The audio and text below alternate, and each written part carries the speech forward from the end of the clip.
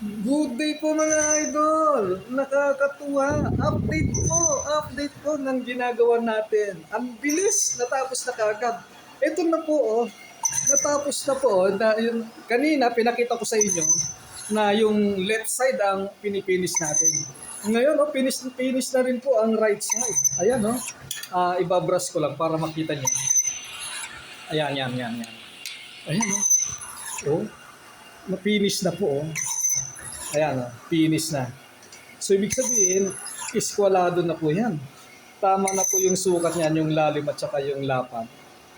Ayan tama na po yung lalim at saka lapad. Bali,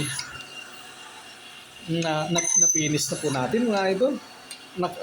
Tsamba po na ang ganda po ng pasada natin sa ginawa nating machine. Samantalahin ko na pong mag-ibang mga idol. Ako po ang nag-design yan mga idol. Ako rin po ang nag-fabricate ng karamihan yan. At ang napaka-tindi, ako rin po ang operator niyan. Tingnan niyo po, yan ako ang nag-machine yan, ako ang nag-keyway niyan. Ako po, pakita ko sa inyo. Ayan ako yung nag-operate niyan mga idol. Sunday kayo, kaya pasensya na po kung nakaubad ako. Ayan bali, inoperate natin yan. Yes, sinasamantala ko ng pumagyabang mga idol. Para nang nasa ganun na yun, paminsan-minsan nakakapagyabang naman po ako.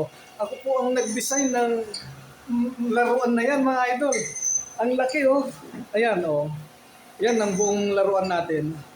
Pagkatapos, ang matindi, ako rin yung naging machinist niyan mga idol As a machinist, ako po ang naglagay ng keyway niyan. Yan nasolid ko po na malagyan ng keyway yan gamit ang ginawa nating laruan. Yun lang po. Salamat. Bye-bye. Ay, inuulit ko nga po pala. Masunod po ang gusto nyong presyo kung gusto nyong magpa-keyway sa akin. Dahil wala naman po akong puhunan dito na malaki dahil hindi naman po ako bumili ng machine. Ginawa lang po natin ng machine. Kaya kung halimbawa magpapagawa kayo ng keyway, masunod po ang gusto nyong presyo. Yun lang po. Salamat. Bye-bye.